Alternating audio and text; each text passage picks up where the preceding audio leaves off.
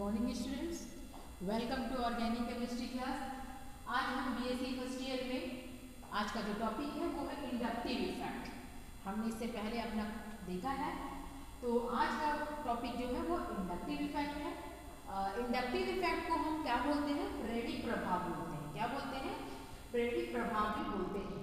Fine, तो आइए देखते हैं हम समझते कैसे हैं। आपको पता है कोवेलेंट बॉन्ड क्या होता है? क्या होता है कोवेलेंट बॉन्ड? जब दो एटम्स के बीच में इलेक्ट्रॉन का शेयरिंग होता है उसे क्या बोलते हैं? Covalent bond. मतलब दो इलेक्ट्रॉन के बीच में शेयरिंग की वजह से जो बॉन्ड हमें मिलता है उसे हम बोलते हैं कोवेलेंट बॉन्ड। ठीक है, तो जैसे मान लीजिए आपके पास अगर एक एटम म्यू हो गया, एक एटम म्यू हो गया, एक हाइड्रोजन हो गया और एक क्या हो गया? क्लोरीन हो गया।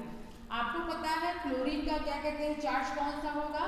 माइनस होगा। क्यों? क्योंकि वो ज्यादा इलेक्ट्रोनेगेटिविटी है। ठीक है, और हाइड्रोजन क्या है? प्लस, क्योंकि ये इसके कंपैरिजन में कम इलेक्ट्रोनेगेटिव है, जिसका चार्ज होता है प्लस। ठीक, यहाँ पे हमने एस ऐसे करके लिखा है, एस माइनस, और ये मतलब ये पार्शियल प्लस और ये पार्शियल माइनस को शो करते हैं, दोनों पार्शियल प्लस और पार्शियल माइनस को। ठीक, जब दो एटम के बीच में इलेक्ट्रॉन, दो इलेक्ट्रॉन है, ये क्या करेंगे? शेयरिंग करेंगे। शेयरिंग की वजह से क्या होता है? बॉन्ड बनता है, जिस बॉन्ड को हम कौन सा बॉन्ड बोलते हैं? कोवेलेंट बॉन्ड बोलते हैं। ठीक है, तो कोवेलेंट बॉन्ड हम जब बोलते हैं तो उस कंडीशन में आप देखोगे जब दो एटम दोनों कैसे रहेंगे? अलग अलग एटम है, तो हमारा ये जो बॉन्ड है कोवेलेंट बॉन्ड उधर शिफ्ट करेगा जिधर जिस एटम के पास इलेक्ट्रोनेगेटिविटी क्या है? ज्यादा है। ठीक है, तो ये वाले जो एटम्स दो इलेक्ट्रॉन जो बने हैं, जो हमें कोवेलेंट बॉन्ड बनाए हैं, तो ये वाला बॉन्ड किधर जाकर शिफ्ट होने की कोशिश करेगा? जिधर इलेक्ट्रोनेगेटिविटी किसी भी एटम का ज्यादा है, उसकी इफेक्ट को बोलते हैं इंडक्टिव इफेक्ट या फिर प्रेरित प्रभाव। ठीक है, मतलब शिफ्टिंग ऑफ इलेक्ट्रॉन, मतलब shifting of electron from low electronegative atom to high electronegative atom is known as a inductive effect। मतलब जब दो एटम्स के बीच में एक बॉन्ड बना, और बॉन्ड किससे बना है?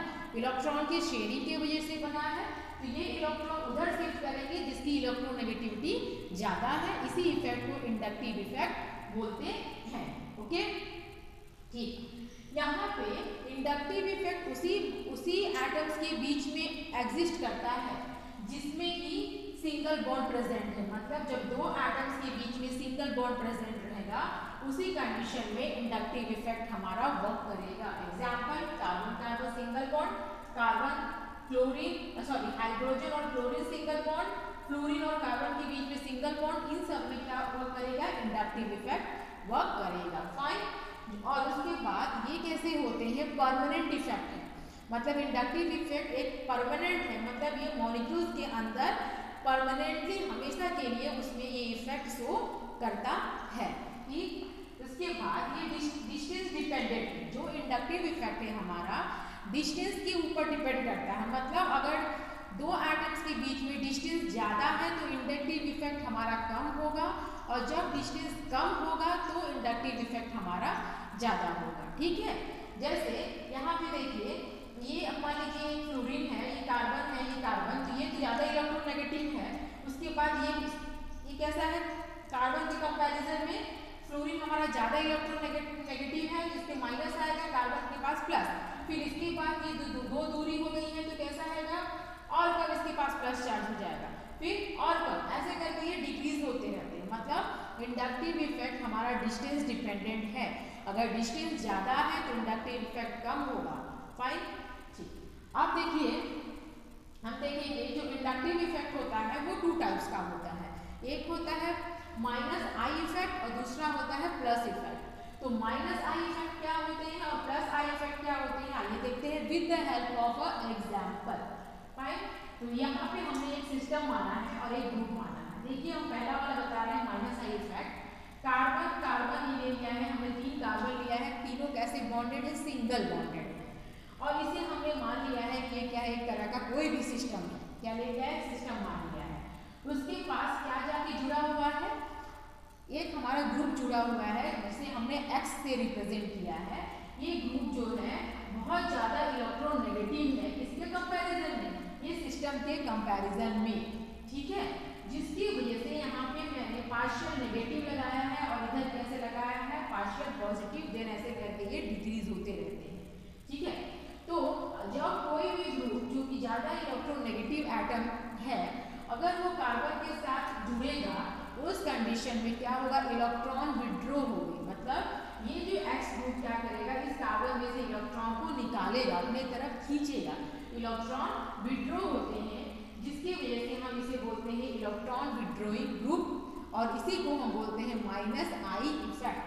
समझ आया, मतलब जब हमारा ग्रुप और सिस्टम में से ग्रुप ज़्यादा इलेक्ट्रोनेगेटिव है तो इलेक्ट्रॉन हमारा क्या होंगे, विड्रॉ होंगे, निकलेंगे, मतलब X खींच लेगा कार्बन से जितने भी इलेक्ट्रॉन उसके पास रहेंगे और उधर जाके ही शिफ्टिंग होगा, उसी को बोलते हैं -I इफेक्ट या फिर इलेक्ट्रॉन विड्रॉइंग इफेक्ट, ठीक।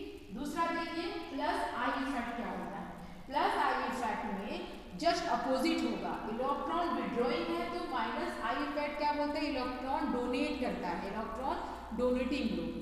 तो यहाँ पे हमने कार्बन ले लिया है, कार्बन एक सिस्टम है आपका यहाँ पे, और Y एक ऐसा ग्रुप है जो कि इलेक्ट्रोनेगेटिव कैसा है, कम है, किसके कंपैरिजन में, कार्बन के कंपैरिजन में, मींस सिस्टम के कंपैरिजन में, जिसकी वजह से इलेक्ट्रॉन क्या करेगा, सॉरी Y क्या करेगा, इलेक्ट्रॉन क्या करेगा, देगा, किसको देगा, वो कार्बन को, ठीक है, मतलब ग्रुप अपना इलेक्ट्रॉन डोनेट करेगा किसको, सिस्टम को, इसी इफेक्ट को बोलते हैं इलेक्ट्रॉन डोनेटिंग ग्रुप भी या फिर +I इफेक्ट। मतलब अगर इस तरह का इफेक्ट दिख रहा है जहाँ पे इलेक्ट्रॉन डोनेट हो रहे हैं फ्रॉम एक ग्रुप से सिस्टम में, वो किस तरह का इफेक्ट शो करेगा, +I इफेक्ट शो करेगा और इसी पूरी इफेक्ट को हम बोलेंगे +I इफेक्ट, ठीक।